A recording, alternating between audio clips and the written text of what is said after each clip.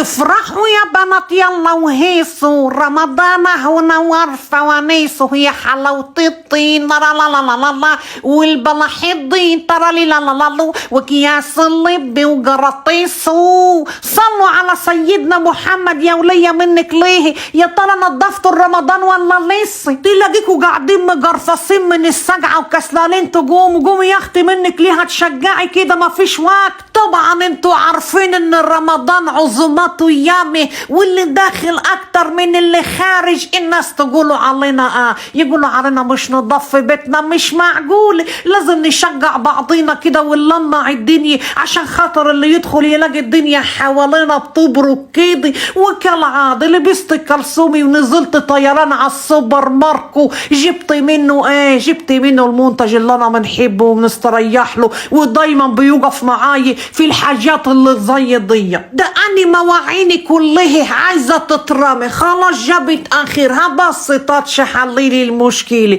يا دوبك تبخي البخه وتمسحي الكخه، اظن ما فيش اسهل من كده. شايفين المنظر؟ في ثواني الدهون بتنزل، والحاجات اللي لازقه بقالها سنين ما عدتش تشيلي هم اي حاجه من مواعينك خالص، وتطبخي على الكانور وعلى الفحم وتعملي كل اللي انت عايزاه. الدهون بصراحه بتسيح بطريقه عجيبه غريبه مريبه، بتخش كده على الدهون تفرتكها من بعضها. شوف الزيوت بقالها سنين، ده انا كنت خلاص بقيت مش عارفه نعمل ايه. نقول هنجيب مواعين لرمضان منين يا ربي؟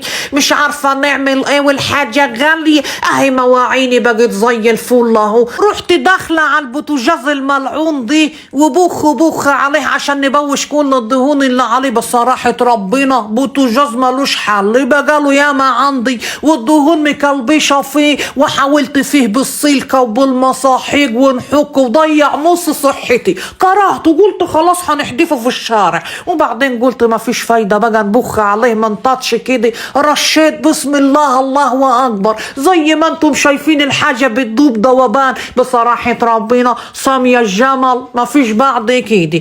الف شكر لك يا سمسمي. ورحت ماسكه حته خرقه بقى كده ولمع البوتاجاز بقى بيضوي. كل حاجه في المطبخ عندي بقت جديده وبتلمح كانها لسه شرياها دلوقتي. انا فرحانه قوي. وكل المنتجات دي اي حاجه عندك عايزه تلمعي العفش، تلمعي الحيطه، تصيجي وتعطري وتخلي ريحه الجو جميل. انا منفضي اهو بريل من تاتش خلى الارض بتبرق، البلاط مدهن ومزيت بقاله سنين مش عارفه ننضفه، بس مع تاتش ملهوش حل خالص. الرغاوي فوم كده وحاجه ما فيش بعد كده. النظافه مطلوبه برضو، رمضان جاي اهو، كل سنه وانتم طيبين. ومسحت الدنيا وبقت الدنيا بتبرق اهوت، حاجه جميله خالص. وجبت البتاع ابو ريحه حلوه دي وفضيت منه نقطتين على البلاط، الريحه تقلب الدنيا توصل لسابع جار.